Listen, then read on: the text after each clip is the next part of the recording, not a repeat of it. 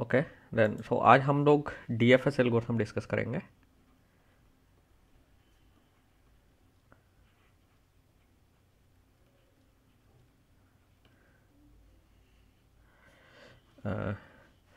So DFS algorithm is also an algorithm that is similar to Prim's algorithm. I think you might have heard Prim's algorithm's name, or otherwise we will discuss this algorithm also later. And DFS algorithm is also another search algorithm. First search algorithm in the graph we have seen that was BFS.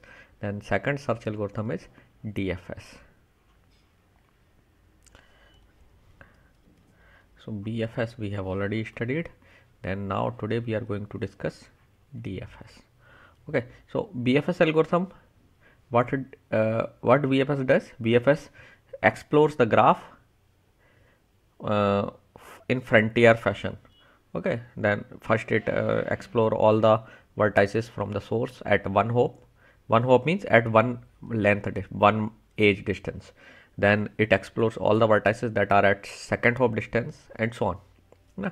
But DFS strategy is different. uh, what DFS does, DFS explore a neighbor of the source until all the vertices that are reachable from the neighbor of the source are explored or processed. Okay, so it actually is naturally a recursive kind of algorithm. So first, what it in first step, what it will do, it will choose a neighbor. It choose a neighbor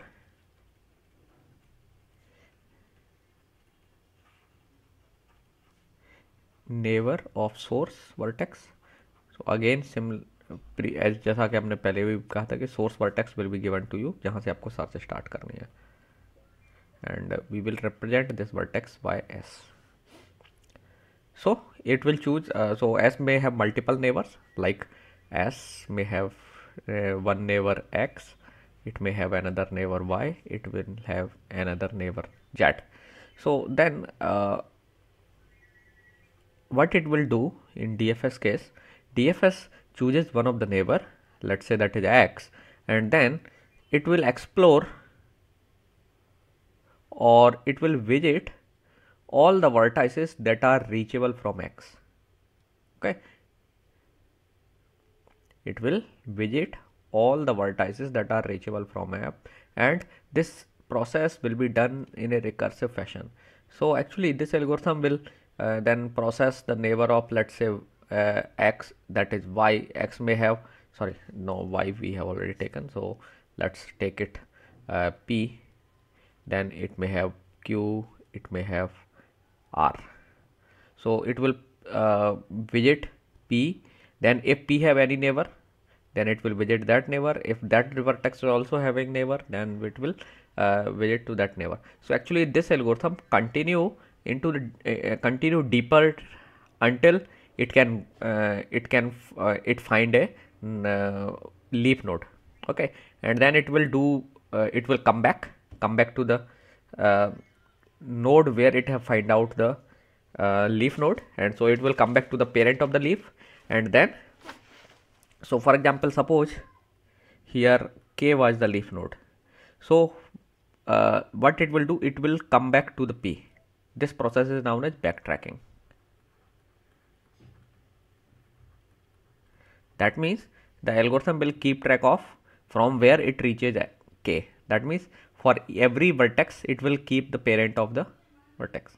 So when K doesn't have any neighbor, so it will complete the visit to the K, and then it will come back to the P.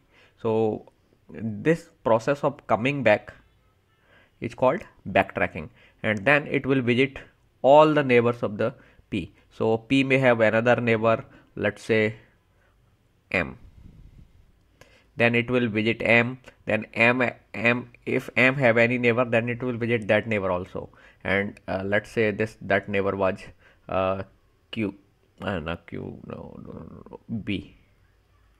So and B doesn't have any neighbor, so it will come after visiting B, it will backtrack and it will come back to M and then explore all the vertices. So in this way it will process, or it will traverse all the descendants, you can say all the descendants of P. Then it will again backtrack to the X, and then it will explore all the descendants of Q, and then once all the descendants of Q have been processed, it will come back to X, and then again it will go down and it will process all the descendants of R, and then it will come back. Once X is done, then it will again explore Y and its all of the descendants. So in this fashion the algorithm proceeds. Okay, so this is a recursive algorithm actually that proceeds deeper into the graph, and once it cannot go forward, it do backtracking. Okay, so backtracking is the very important term here, you should remember that. So now before discussing algorithm, we will also discuss some bookkeeping that is done by this algorithm. So your algorithm, DFS algorithm, does some bookkeeping about the vertices. So what it does,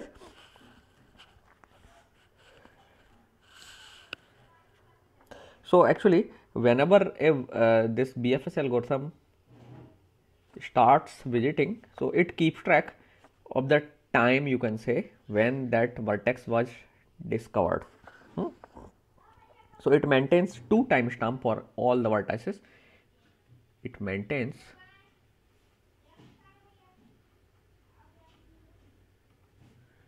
two timestamps. Time stamp का आप मतलब समझते होंगे। Time stamp का मतलब है जिस point पे एक टाइम, जैसे मान लीजिए आप एक वर्टेक्स पर जिस पॉइंट पर पहुंचते हैं आप वो टाइम रिकॉर्ड कर लेंगे। ओके, फर्स्ट टाइम जब आप उस वर्टेक्स को डिटेक्ट करते हैं, यू नोट दैट टाइम। सो वो टाइम क्या होता है, एक्चुअली क्लॉक की रीडिंग, जो आपकी सिस्टम क्लॉक होती है उसकी आप रीडिंग नोट कर लेते हैं।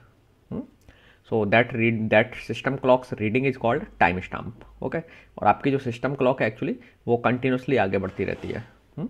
तो दो अलग अलग टाइम पर टाइम स्टैम्प अलग होते हैं। ये it is the time stamp is monotonically increasing value and integer value होती है। Okay, so it maintains two timestamp for each of the record. So let's say vertex is v, then it maintains one time that is called v dot d. So v dot d is the time when vertex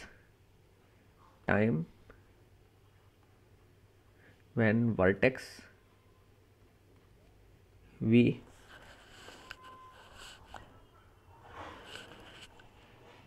is first discovered or first time encountered, first discovered. So सबसे पहले आज जब आपको vertex या D मिली, जिस time पर सबसे पहले किसी ना किसी टाइम पर आपको ये वर्टेक्स डिटेक्ट होगी v, तो वो time stamp v dot D में कॉपी हो जाएगा। Then it another time stamp is v dot F.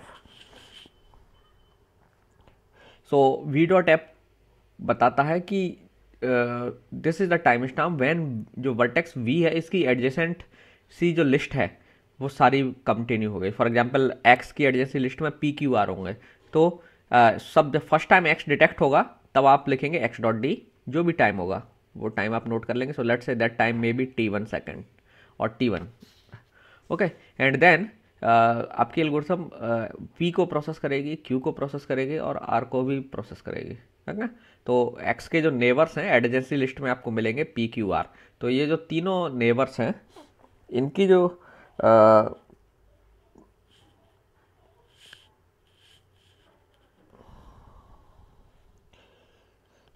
ये जो एग्जामिन हो गए हैं, okay, when all these three have been examined then x dot F will be recorded. जब r का, जैसे मान लीजिए p पहले p q एग्जामिन होती है, फिर q एग्जामिन होता है, देन r एग्जामिन होता है। तो r का एग्जामिन जिस टाइम पर कंप्लीट होगा वो v डॉट, सो r के एग्जामिन के बाद एल्गोरिथम वापस x पर आएगी, तो वो that time that will be the x dot F time. ठीक है, सो v dot F is the time when the search finishes or the search or the algorithm finishes, the algorithm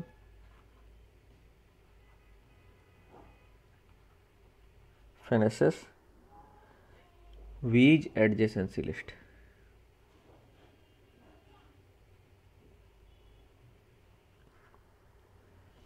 list 1 minute.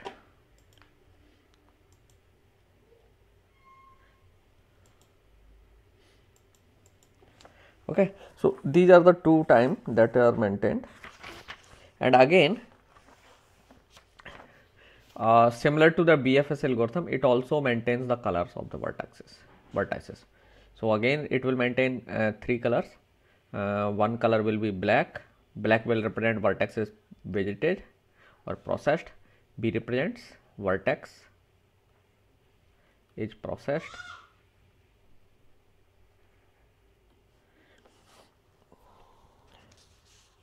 White means vertex is not discovered.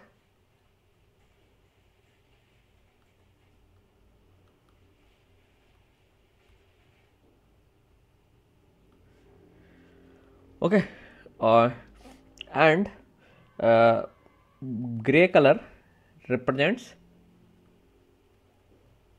vertex is discovered.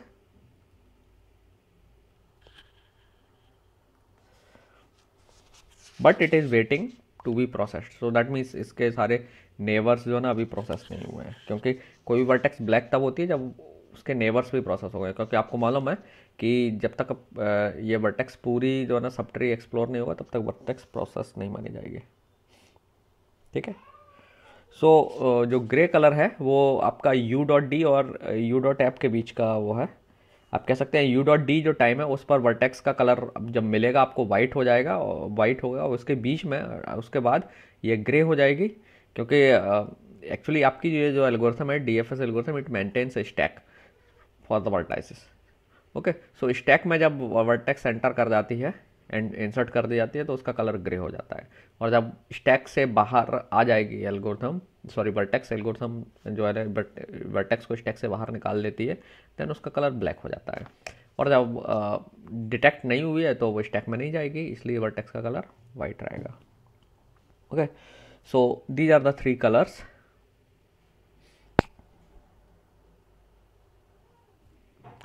But is in stack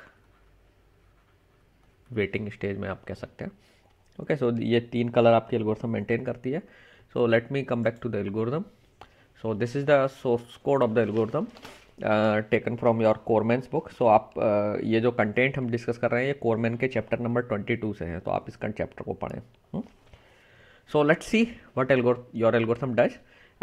It actually this algorithm uses a routine widget DFS widget. We will see that what this procedure does. So first let's see what DFS algorithm does. So DFS algorithm के सबसे पहले obviously initialization step चलेगा. So initialization step में हम क्या करेंगे, पहले सारे जो vertex है उनके कलर्स जो है हम वाइट कर देंगे और पेरेंट जो है ना इनिशियली मार्क कर देंगे पाई.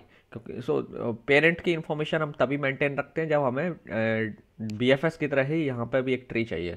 ओके, उस ट्री को हम यहाँ डीएफएस ट्री बोलते हैं. सो अगर आपको वो ट्री मेंटेन करना है then you can maintain the parents of the vertices also. So you that pi initially सारी वर्टाइसेस का पेरेंट हम नल रखेंगे. It's on. एंड टाइम को हम 0 सेट कर देंगे. तो टाइम की वैल्यू जो भी है वो 0 सेट हो जाएगी. और it is not necessary to be set 0. आप टाइम स्टैम्प की वैल्यू रिकॉर्ड कर सकते हैं जिस टाइम से एल्गोरिथम ने प्रोसेस शुरू की, करंट वैल्यू जो भी होगी.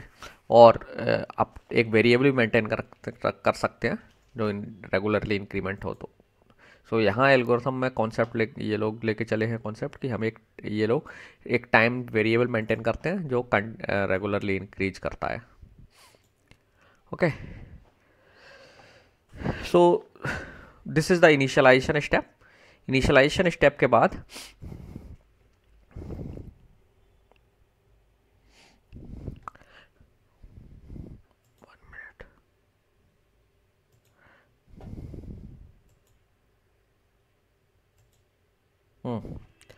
now what your algorithm does now, for each vertex u जो कि आपके ग्राफ में है, सबसे पहले अगर उसका कलर वाइट है, if u dot colour is white then उसे वर्टेक्स को विजिट करना है. ओके। सो आप उसके लिए DFS विजिट कॉल कर लेते हैं। सो DFS विजिट का काम क्या है, उस वर्टेक्स के जो सब ट्री है उसको एक्सप्लोर करना पूरे को। Okay. So we will see after some time how DFS algorithm works. So DFS is just simply doing it, the initialization, and then what is doing for every vertex. So for every vertex, whichever is having color white, it is visiting that vertex.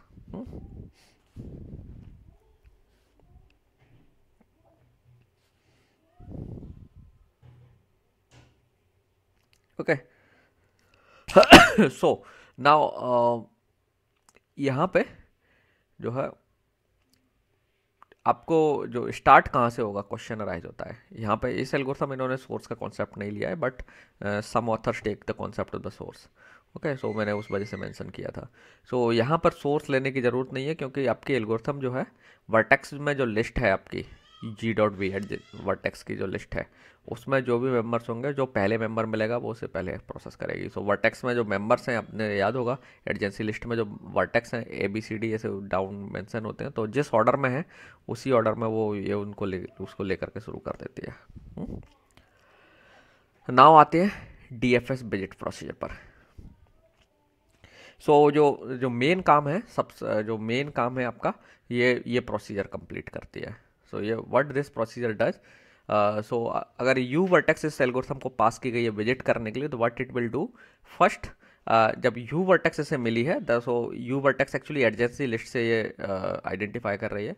सो जैसे ही ये adjacency list से ये vertex encounter होती है, तो सबसे पहले algorithm क्या करती है, टाइम को पहले इंक्रीज करती है और फिर टाइम वैल्यू को U.D सेट कर देती है। दैट मीन्स टाइम स्टाम्प जो है, सो ये ध्यान रखना है कि इस केस में, इस एल्गोरिथम में स्पेशली इन्होंने एक काउंटर वेरिएबल लिया है। This is a kind of counter variable जो एक एक करके इंक्रीज कर रहा है रेगुलरली।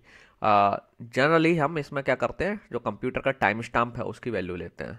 ठीक है, हालांकि दैट इज ऑल्सो गुड, इसमें भी कोई इशू नहीं है। You can take this value also, that is also perfectly fine, but you have other option also कि आप जो ना टाइम वेरिएबल ना मेंटेन करते हुए, आपको इस वेरिएबल को फिर मेंटेन नहीं करना पड़ेगा, जस्ट आप सीधा टाइम स्टाम्प रिकॉर्ड करिए। ठीक है, दैट मीन्स क्लॉक की रीडिंग ले लीजिए उसी टाइम पर और उसे U.D को असाइन कर दीजिए। ठीक है, rather than this maintaining this time variable. Now ध्यान रखना है, इस एल्गोरिथम में ये जो टाइम वेरिएबल है that is a global variable, और you can say that this is a static variable, क्योंकि अगर इसकी वैल्यू लॉस हो जाएगी देन, क्योंकि ये वेरिएबल जो ना यहाँ पर लोकल है, अगर ये बार बार इनिशियलाइज हो जाएगा तो सारी वर्टेक्स का जो विजिटिंग टाइम है वो 0 सेम हो जाएगा, है ना। So this variable has to be, अगर आप इस वेरिएबल को लेकर चल रहे हैं तो आपको इस वेरिएबल को स्टैटिक वेरिएबल के तौर पर लेना पड़ेगा, सो दैट ये variable different calls to DFS visit के सर्वाइव करता रहे।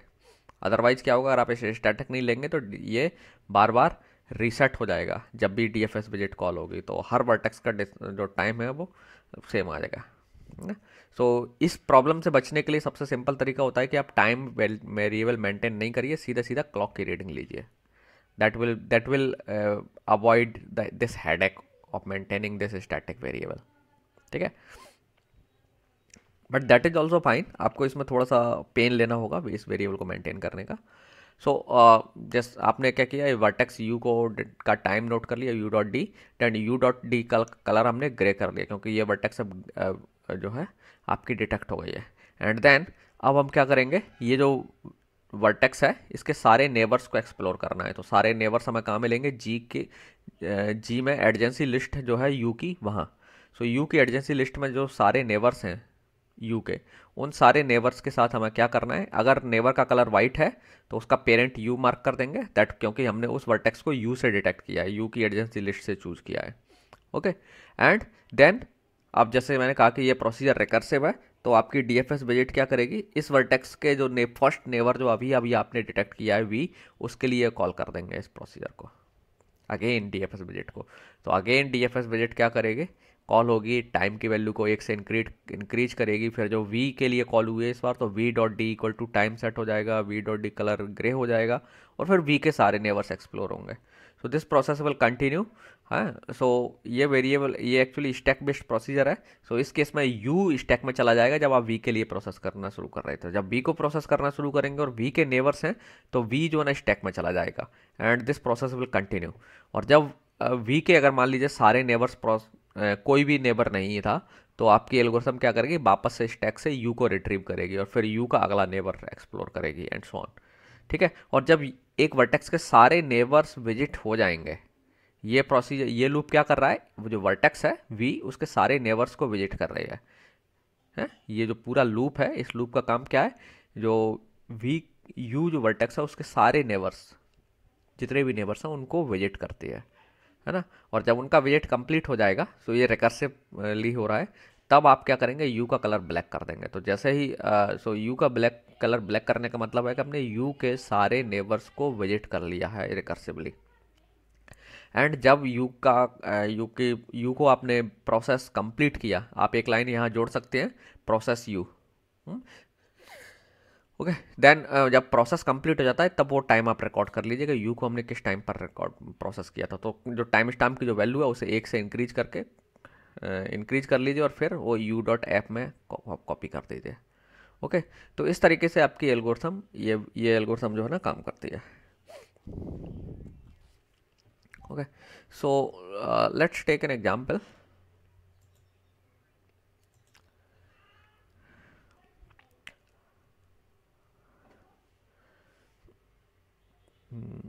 Let's say we have a graph. We can take a directed graph, huh? Let's take a directed graph. Undirected graph के लिए तो वर्किंग सिंपल ऐसे ही होगी।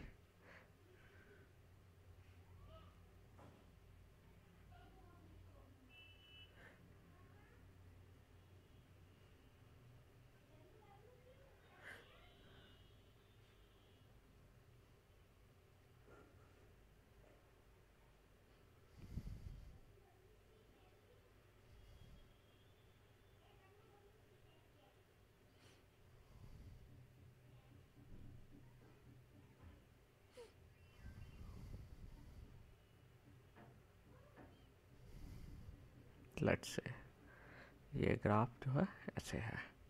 Okay, so suppose this is the graph ji. Now अगर हम इसकी adjacency list बनाएं, तो क्या होगी, ए बी सी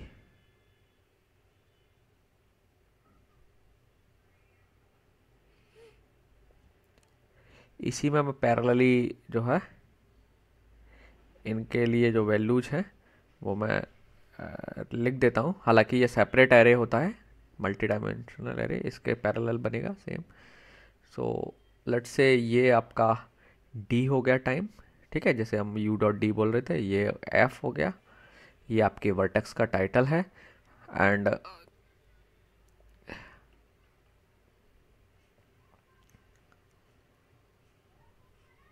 ओके, सो सी के बाद A B C, then P Z R, एक ये नहीं होगा, ठीक है। अब यहाँ एडजेंसी लिस्ट होंगी, ए के एडजेसेंट कौन है, मतलब ए से आप किसके पास पहुँच सकते हैं। सो ए के एडजेसेंट बी है, यू है बी, एंड ए से पी के लिए एज गई हुई है, तो दूसरी वर्टेक्स है पी। एंड सॉरी, ये मैं डायरेक्शन उल्टा कर दिया, ये डायरेक्शन ऐसे लेना है। एंड देन एडजेसेंट है अगला सी।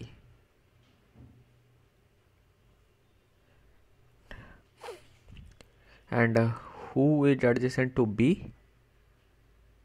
बी के एडजेसेंट कोई नहीं है। ओके, सो बी का जो लिस्ट है वो एम्प्टी है एक्चुअली। जनरली यहीं पर ये जो पॉइंटर है स्टार्ट यही नल होगा, ठीक है, नोड नहीं होगा। सी के एडजेसेंट ए है,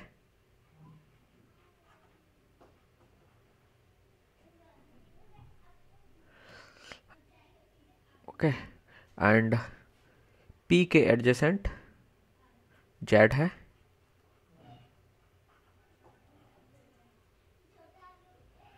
ओके, एंड जेड के एडजेसेंट आर है,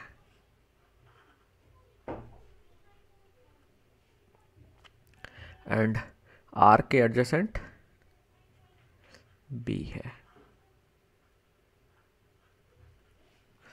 ओके, सो ये आपका एडजेसेंसी लिस्ट होगा।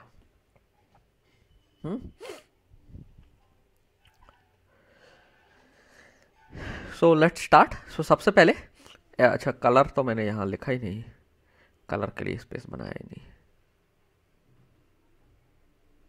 सो ये होगा कलर। सो सबसे पहले इनिशियली जो एल्गोरिथम कलर सेट करेगी, all colour will become white. ठीक है, इनिशियलाइजेशन स्टेप है आपकी डीएफएस की। सबसे पहले एल्गोरिथम क्या करती है, सबका कलर वाइट सेट कर देती है। और पेरेंट पाई भी आप मेंटेन कर सकते हैं, तो सबका पेरेंट जो है नील रहेगा। ओके, पेरेंट के लिए मैं स्पेस नहीं ले पाया। वैसे जनरली ये सेपरेट एरे होता है, मैंने इसी में मिला दिया है। ये लिस्ट के साथ ऐसे नहीं बनता, ये एरे जो है ना पूरा पैरेलल अलग से बनता है। सो ये जो है पेरेंट रिकॉर्ड करेगा, तो सबके पेरेंट शुरू में नील रहेंगे।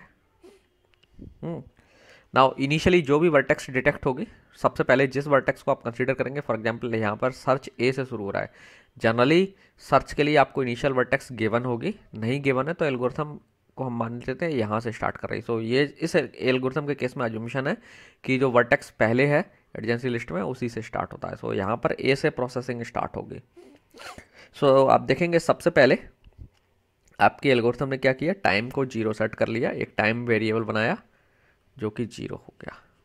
ठीक है, टाइम वेरिएबल को 0 सेट करने के बाद now what algorithm is doing for each vertex u। सो इस केस में a होगा। सो फॉर ईच वर्टेक्स, सो इस केस में u की वैल्यू पहले आप a लेंगे, तो आपको क्या करना है, if a dot colour white है, सो आप देखेंगे a का कलर वाइट है इनिशियली, तो आप a के लिए dfs विजिट को कॉल कर देंगे। तो सबसे पहले जो काम होगा वो dfs विजिट कॉल होगी, सॉरी dfs विजिट a, मतलब आपको a के नेबर्स को एक्सप्लोर करना है।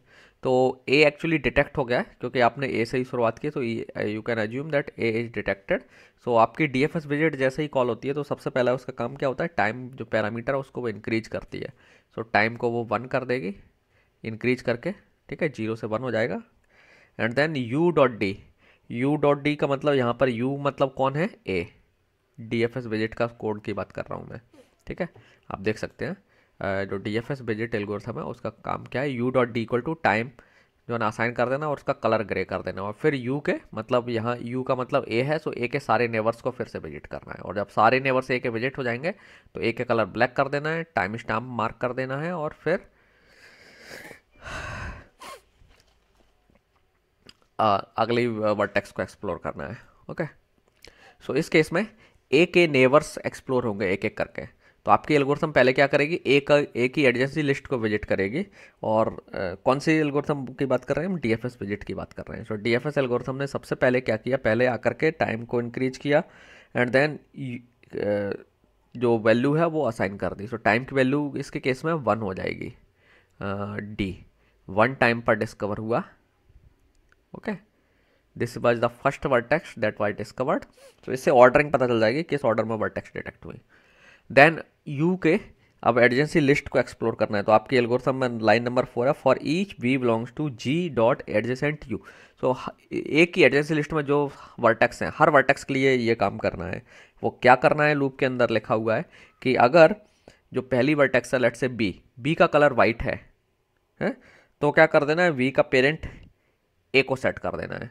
सो ऑब्वियसली आप देखेंगे बी का कलर वाइट है, यहाँ से आप देख सकते हैं बी का कलर वाइट है, तो बी का पेरेंट कौन बन जाएगा, ए, क्योंकि आपने ए से डिटेक्ट किया है। सो बी का पेरेंट ए मार्क हो गया और बी का कलर वाइट है, तो अब बी को विजिट करना स्टार्ट कर देना है। ठीक है, सो बी को जब आपकी एल्गोरिथम फिर से स्टार्ट करेगी विजिट करना, तो सबसे पहले डीएफएस विजिट ही कॉल होगी। डीएफएस विजिट का सबसे पहला काम क्या है, वो टाइम को इंक्रीज करके 2 कर देगी। टाइम जो वेरिएबल है वो हो जाएगा 2, और 2 के बाद अब आपका जो u डॉट डी था वो एक्चुअली b डॉट डी है। ठीक है, तो b डॉट डी सेट हो जाएगा 2, मतलब b जो है टाइम 2 पर डिटेक्ट हुआ। सो बी के केस में बी डॉट डी हो जाएगा 2, और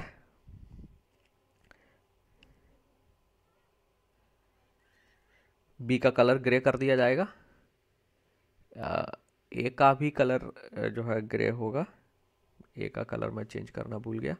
ए का कलर भी ग्रे है, ये भी बी का भी कलर ग्रे हो गया, बी का कलर ग्रे हो गया। अब आपकी एल्गोरिथम बी के एडजेंसी लिस्ट को एक्सप्लोर करेगी, तो बी की एडजेंसी लिस्ट एम्प्टी है, so nothing will happen, nothing will happen. So आपकी एल्गोरिथम बैक ट्रैक करेगी, और आप चूंकि आपका हमने बी को प्रोसेस करना शुरू किया था और ए को छोड़ दिया, तो ओबियसली आपका जो है ना एक्चुअली ए स्टैक में था, लाइक दैट। ठीक है, सो ए स्टैक से बाहर आएगा, एंड ए स्टैक से बाहर आएगा तो आप अगेन बी के अगले नेबर को प्रोसेस करना शुरू करेंगे। This is called backtracking. So आप बैक ट्रैकिंग करके वापस आ गए, क्योंकि आप पहले बी को, इन दोनों को प्रोसेस करना छोड़ करके बी को प्रोसेस करने चले गए थे, है ना। तो अब आप वापस आए, आपने बी को प्रोसेस कर लिया है, अब यहीं से कंटिन्यू करेंगे, और अब आप पी को प्रोसेस करेंगे। और जब पी प्रोसेस हो जाएगा, ये पी, तो पी को प्रोसेस करने का मतलब हो गया, आप D F S visit P को प्रोसेस करने का मतलब हो गया कि देखेंगे पी का कलर क्या है। सो पी का कलर आपने देखा वाइट है, where is P, this.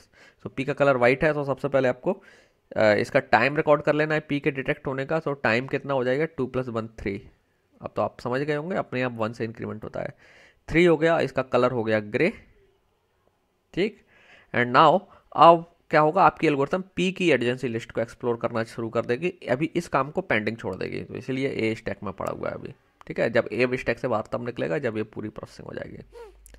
So P का प्रोसेसिंग करना शुरू किया, सो पी की एडजेंसी लिस्ट में आपको मिला जेड, तो आपकी एल्गोरिथम पी की प्रोसेसिंग को भी डिफर कर देगी और जेड को प्रोसेस करना स्टार्ट कर देगी। तो आपका कह सकते हैं कि जेड भी स्टैक में चला गया, अभी ए नहीं था, जेड भी चला गया है, ए स्टैक से अभी बाहर नहीं आया, ध्यान रखना। ठीक है, जेड भी स्टैक में ना, सॉरी जेड नहीं, पी स्टैक में जाएगा, पी की प्रोसेसिंग डिफर हो गई है। अब जेड की स्टैक प्रोसेसिंग स्टार्ट हो गई, सो आपकी एल्गोरिथम जेड के पास आएगी, जेड का कलर देखेगी। तो जेड का कलर जो है ना वाइट है, तो इसको ग्रे कर दिया जाएगा, और जेड का डिस्कवर होने का टाइम है तो उसे रिकॉर्ड करके 4 कर दिया जाएगा। एंड अब आपकी एल्गोरिथम जेड के नेबर्स को एक्सप्लोर करेगी, तो जेड के नेबर को एक्सप्लोर करने का मतलब इनको एक्सप्लोर करना है। तो जेड के नेबर को एक्सप्लोर करने पर आपको मिला आर। ओके, सो अब आप आर को प्रोसेस करेंगे, जेड की प्रोसेसिंग अभी कंप्लीट नहीं हुई है, जेड स्टैक में चला जाएगा। ओके, एंड नाउ अब आर को प्रोसेस करना शुरू करेंगे। सो जब आर आपका डिटेक्ट होगा, तो ओबियसली आर का डिटेक्शन टाइम कितना हो जाएगा, 5। ओके, एंड आर का कलर भी as per the procedure grey कर दिया जाएगा। और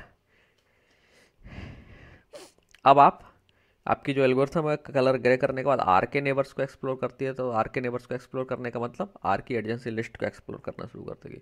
और आर की एडजेंसी लिस्ट में जो आपको नोड मिला है वो बी है, और उसका बी का कलर ऑलरेडी ग्रे है। सो आप बी के साथ कुछ नहीं कर सकते, क्योंकि ये कंडीशन सेटिस्फाई नहीं कर रहा है, क्योंकि इसका कलर मतलब ग्रे है। So b is already under consideration, you can say it is in stack और समवेयर एल्स। ठीक है, सो बी की प्रोसेस जो है ना नहीं हो सकती। सो अब आप बी का कोई भी ऐसा वर्टेक्स नहीं मिला जो वाइट हो, तो दैट मीन्स वी, आप कह सकते हैं आर जो है ना कंप्लीटली विजिट हो गया है। ठीक है, सो आर की एडजेंसी लिस्ट पूरी विजिट हो गई है, तो अब आर की एडजेंसी लिस्ट ब्लैक विजिट होने पर अब आर का कलर आप क्या कर देंगे, ब्लैक कर देंगे। ठीक है, और आर का प्रोसेसिंग कंप्लीट हो गई है, तो अब इसके कलर प्रोसेस हो गया है, तो इसका जो टाइम है वो 5 से बढ़कर के 6 हो जाएगा। ठीक है, सो ये वाला टाइम जो है एफ, वो 6 मार्क कर देंगे। ओके, देन अब आर प्रोसेस हो चुका है, तो आपकी एल्गोरिथम बैक ट्रैक करेगी आर से, आर पर वो कहाँ से आई थी, तो वो पता चलेगा स्टैक से। तो स्टैक से आपने जेड निकाला, और जेड जब निकाला तो आप जेड के एडजेंसी लिस्ट में फिर से आ जाएंगे। तो आपने देखा आर तो प्रोसेस हो चुका है, जेड की एडजेंसी लिस्ट कंप्लीटेड है। तो जेड की एडजेंसी लिस्ट कंप्लीटेड है, इसका मतलब क्या हो गया, अब जेड का कलर चेंज होगा। तो जेड का कलर अब ब्लैक हो जाएगा, और ब्लैक हो जाएगा, और टाइम स्टैम्प 6 से 7 हो जाएगा, और वो वैल्यू यहाँ रिकॉर्ड हो जाएगी। Where is that 7। अच्छा, इसमें मैं पेरेंट्स को नोट करना भूल गया, तो पेरेंट्स को आप लोग नोट कर लीजिएगा, जो जिसकी एडजेंसी लिस्ट से हम ट्रैवल करके गए थे। जैसे जेड का पेरेंट पी होगा, है ना, मैंने यहाँ नहीं लिखा where is the column that P. R का पेरेंट जेड था, क्योंकि हम जेड से आर पर आए थे। और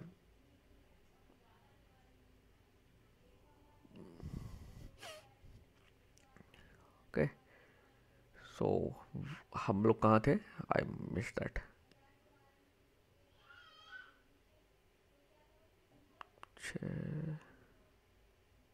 बी हो गया था, बी के बाद आर हो गया, आर के बाद हम वापस जेड पर आए। तो जेड पर आने के बाद जेड का कलर ब्लैक किया, ब्लैक करने के बाद इसका जो काउंटर है वो सेट होगा और काउंटर 7 हो जाएगा। क्योंकि सो जेड कंप्लीट हो गया, क्योंकि जेड की पूरी लिस्ट कंप्लीट हो चुकी है। और जब जेड कंप्लीट हो गया है तो हम वापस बैक ट्रैक करेंगे, और जेड पर कहाँ से आए थे, पी से आए थे। ठीक है, वो स्टैक में आपके मेंटेन है, तो पी भी बाहर आएगा। सो जब पी वापस आए तो आपने देखा पी की लिस्ट पूरी प्रोसेस हो चुकी है, क्योंकि अकेला जेड ही था ना, तो वो जेड प्रोसेस हो चुका है। तो हम पी को प्रोसेस कंप्लीट करेंगे। सो पी जो है ना, अब लिस्ट कंप्लीट हो गई है, तो इसको भी हम ब्लैक कर देंगे। और ये टाइम नोट कर लेंगे, तो टाइम 7 + 1 दैट मीन्स 8 हो जाएगा। ओके, और 8 होने के बाद अब आप देखेंगे पी की पूरी लिस्ट कंप्लीट हो गई है। तो पी पर हम कहाँ से आए थे, वापस ए से आए थे, तो ए पर वापस आ गए। ठीक है, जो ये स्टैक से दोनों निकल चुके होंगे। और जब ए पर वापस आ गए तो अभी ए की पूरी प्रोसेसिंग नहीं हुई, तो ध्यान रखना ए का कलर नहीं चेंज होगा। और अब हम सी पर जाएंगे, तो सी को आपने जब हमें नई वर्टेक्स सी मिली तो हम ए के प्रोसेसिंग को डेफर कर देंगे और सी पर पहुंच जाएंगे। तो सी की एडजेंसी लिस्ट पर चले गए, और सी की सो सी पर जैसे ही हम पहुंचेंगे तो सी का कलर तो पहले हम क्या करेंगे, ग्रे करेंगे, और टाइम नोट करेंगे। सो टाइम कितना था, ओबियसली 9 रहेगा, डिटेक्ट होने का टाइम 9 होगा। और ऐसा करने के बाद सी का पेरेंट भी हम नोट करेंगे, तो सी को हम कहाँ से विजिट होके आए हैं, ए से आए हैं। एंड देन सी की लिस्ट में हम एंटर करेंगे, सी की लिस्ट में हम देखेंगे ए, तो ए ऑलरेडी जो है ना वाइट कलर नहीं है, तो इसके साथ हम कोई प्रोसेसिंग नहीं करेंगे। इसका मतलब हो गया सी के सारे नेबर्स प्रोसेस हो गए। और जब सी के सारे नेबर्स प्रोसेस हो गए तो अब हम सी को प्रोसेस करेंगे। तो सी को प्रोसेस करने का मतलब हुआ कि सी का टाइम स्टाम्प कलर ब्लैक कर देंगे, और टाइम स्टाम्प जो है ना 10 कर देंगे। ठीक है, सो अब सी की प्रोसेसिंग कंप्लीट, और सी की प्रोसेसिंग कंप्लीट हो गई तो हम वापस स्टैक से निकालेंगे ए को। और यहाँ अब आप देखेंगे ए की एडजेंसी लिस्ट पूरी कंप्लीटेड है। तो जब ए की एडजेंसी लिस्ट पूरी कंप्लीटेड है तो हम वो टाइम नोट कर लेंगे। सो वो that time will be, counter की वैल्यू जो भी होगी उसमें +1 कर लेना है। तो काउंटर की वैल्यू 10 रही होगी, लास्ट टाइम 10 थी, तो अब 11 हम इसमें कर देंगे। और अब हम ए का कलर ब्लैक कर देंगे, है ना। सो अब ए प्रोसेस हो गया, और आपकी आप देखेंगे स्टैक एम्प्टी हो गई है। तो अब आप देखेंगे आपका पूरा ग्राफ विजिट हो चुका है, और इस ग्राफ में आपको यहाँ से कौन किसका पेरेंट है ये जानकारी मिल जाएगी। तो सबसे पहले ए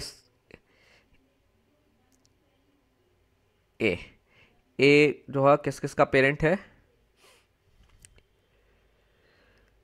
बी, पी और सी का। बी, पी, सी, तो आपको यही ग्राफ से इंफॉर्मेशन मिल जाएगी। सी किसका पेरेंट है, आप देख सकते हैं, सी किसी का पेरेंट नहीं बनेगा इस केस में, लेकिन जो जेड का पेरेंट कौन है, पी।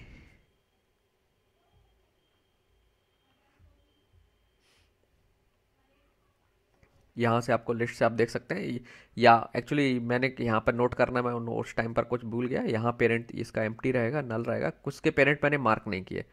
जैसे पी का पेरेंट ए था, यहाँ लिखा नहीं मैंने।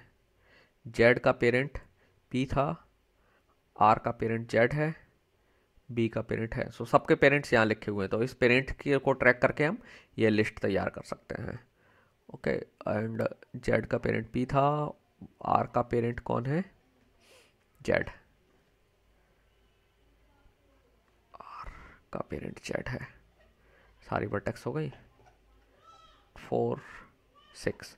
ठीक है, तो ये जो ट्री है आपका, दिस इज डीएफएस ट्री।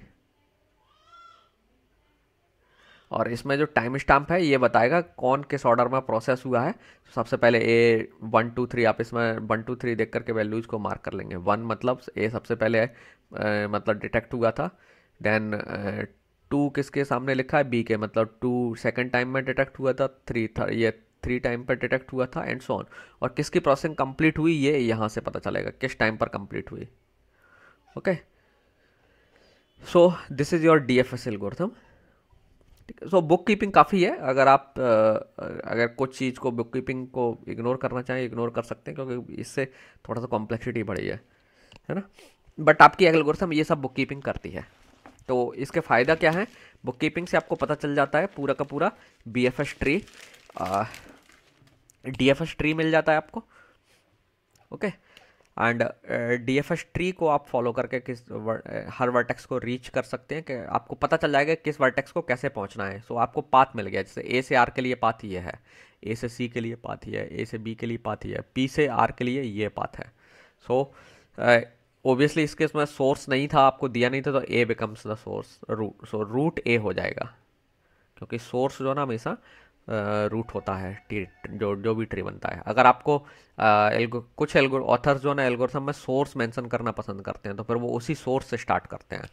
ठीक है, अगर आप किसी और बुक को पढ़ेंगे तो हो सकता है एल्गोरिथम थोड़ा सा डिफरेंट तरीके से लिखी होगी। ओके, सो वहाँ पे हो सकता है वो सोर्स का कॉन्सेप्ट लेके चल रहे हो। इस केस में इस ऑथर ने जो ना सोर्स नहीं लिया है, तो वो क्या कर रहे हैं, सोर्स वो सीधा मान के चल रहे हैं कि एडजेंसी लिस्ट में जो पहले जो नोड है सबसे पहले वहीं से हम बिगिनिंग कर दे रहे हैं, डिफ़ॉल्ट मान के चल रहे हैं यहीं से हम बिगिनिंग करेंगे, तो वही सोर्स वन की तरह से वेव करेगा। तो वही जो वर्टेक्स है आपकी सबसे पहले डिटेक्ट होगी और वही रूट बन जाएगी। जनरली सोर्स आपको गिवन होगा तो हम सोर्स से स्टार्ट करेंगे। अगर आपको सोर्स पी दे दिया है तो आप पी से स्टार्ट करेंगे, तो पी सबसे पहले डिटेक्ट होगा और पी ही इस ट्री का रूट हो जाएगा। ओके, तो हालांकि इससे कोई फ़र्क नहीं पड़ने वाला है सोर्स क्या दिया है, नहीं सोर्स अगर एप्लीकेशन में रिक्वायर्ड है तो ठीक है, नहीं तो नहीं है तो कोई दिक्कत नहीं। Okay, so now let's talk about what is the time complexity of this algorithm.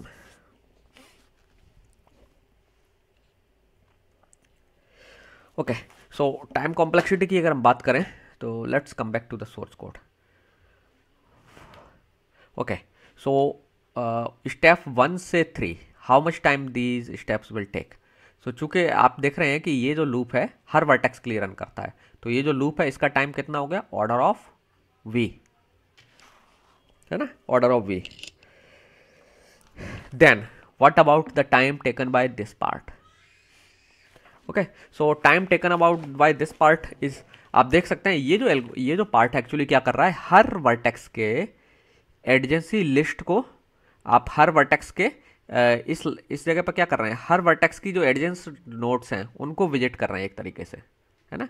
ये जो पोर्शन है इसका काम क्या है, ये डीएफएस विजिट प्रोसीजर है, ये रिकर्सिवली जो भी कर रही है, तो ये क्या कर रही है, हर वर्टेक्स के जो एडजेसेंट मतलब जस्ट इमीडिएट नेबर्स हैं उनको विजिट करती है। तो इसका मतलब ये हुआ कि ये जो प्रोसीजर है या ये जो पार्ट है क्या कर रहा है, हर एज को एक बार विजिट कर रहा है, क्योंकि आप अब क्या कर रहे हैं, एक वर्टेक्स से उसके नेबर को ऊपर पहुंच रहे हैं। तो ओबियसली आप डायरेक्टेड ग्राफ में अगर हैं तो उस हर एज को एक ही बार कंसीडर करोगे, अनडायरेक्टेड ग्राफ में तो 2 बार कंसीडर करोगे। okay, whatever is the case that you are just visiting the total you are exploring the total number of ages. e edges हैं आपके ग्राफ में अगर, तो टोटल टाइम कितना हो गया, v plus e. So time complexity again DFS के बराबर ही है इसकी। टाइम कॉम्प्लेक्सिटी इस एल्गोरिथम की जो है, टाइम कॉम्प्लेक्सिटी ऑफ डीएफएस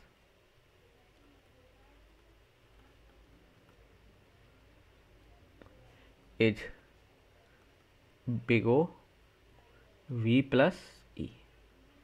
ठीक है,